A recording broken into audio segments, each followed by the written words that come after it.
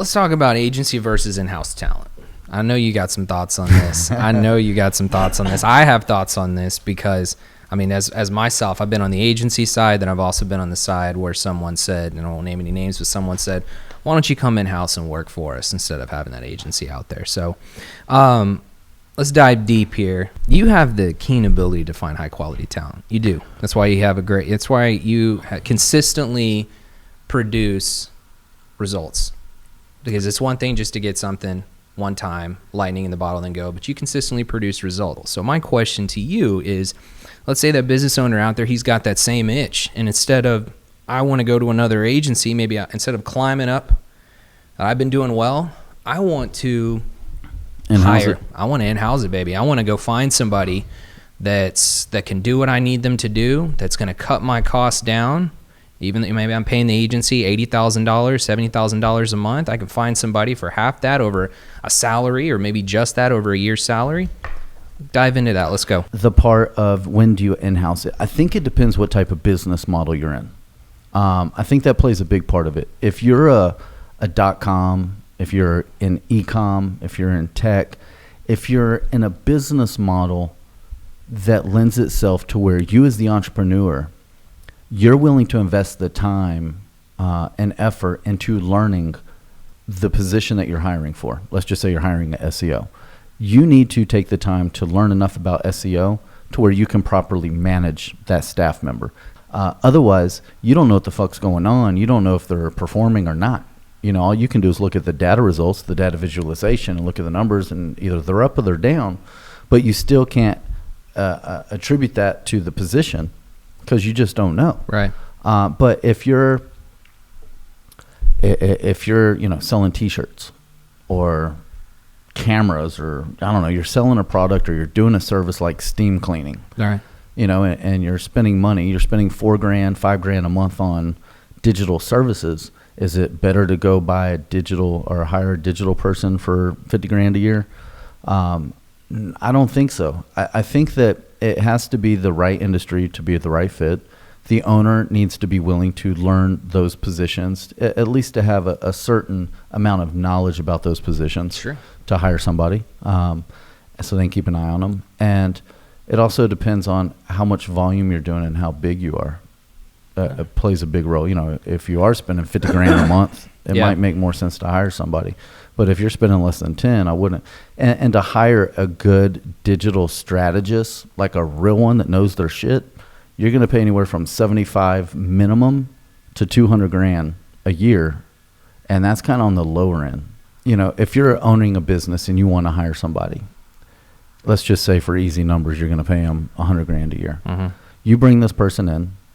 They've got to get in there. They've got to learn your business model, learn your strategies, learn everything about the front end, the back end, the administrative end, you know, your brand voice, your proposition values, your core value. They've got to learn everything about the business. And learn it quick. And learn the digital aspect of it. Yeah. That's going to take 3 to 6 months for them to get kind of settled in and comfortable. You know, once they learn, there's a educational process. Nobody's just going to come in and be fire. It's part of A/B testing. It's part of learning. And anybody that comes in and tells you anything different, don't hire them. That should be a red flag. So let's just say 6 months to get somebody in. You're going to bring somebody in for 6 months, and they're going to learn you. Now, for the next 3 to 6 months, you're going to watch them operate. Okay. And see what they're capable of doing. And to get any strong results when it comes to digital marketing can take anywhere from 2 to 8 months, depending on your industry, market saturation, what your platforms are, and your marketing means are. So it can take anywhere from 2 to 8 months to see if something's working or not. So after they get in for 4 to 6 months of learning your business, now they're going to implement strategies for another 4 to 6 months, 8 months, however long it is. Let's just say you're a year in before you can get a full evaluation of this employee. So you've spent $120,000 for the year, and now if they were not good, what do? You get rid of them. Yeah. So not only did you waste $50,000 or $100,000, whatever the number was, now you wasted a year of your time, a year of training the person, letting them get to know everybody in your business, know your business model itself, realize they suck, right. And you kick them to the curb.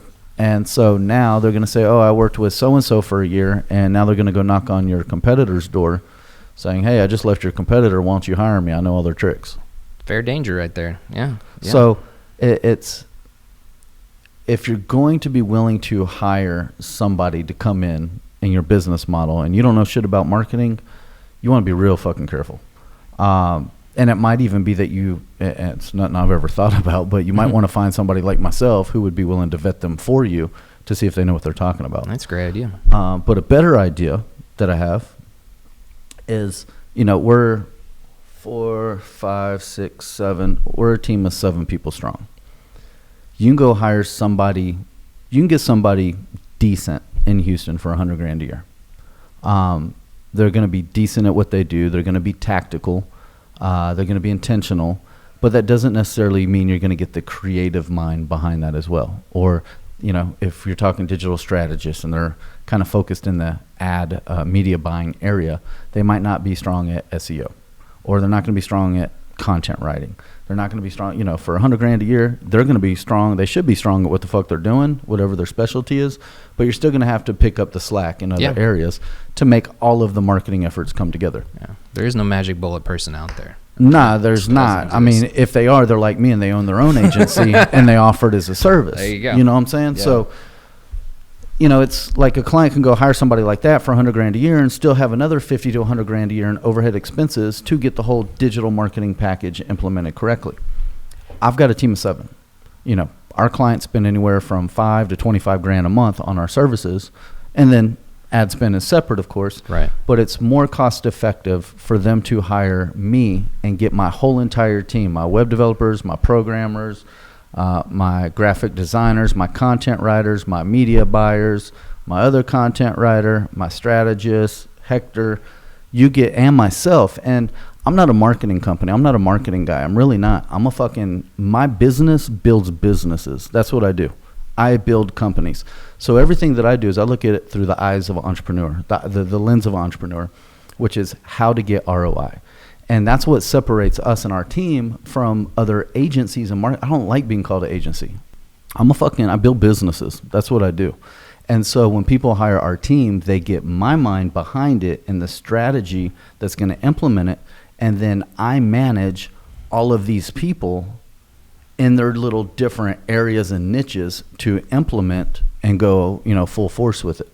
So it's a lot more cost effective for somebody to pay me 10 or 15 grand a month than go hire this one dude who's mediocre at what he does. It's going to cost them the same fucking amount of money. Why not grab my whole entire team instead of go hire somebody for $100,000 a year and then risk all the headaches and bullshit if you lose them in a year?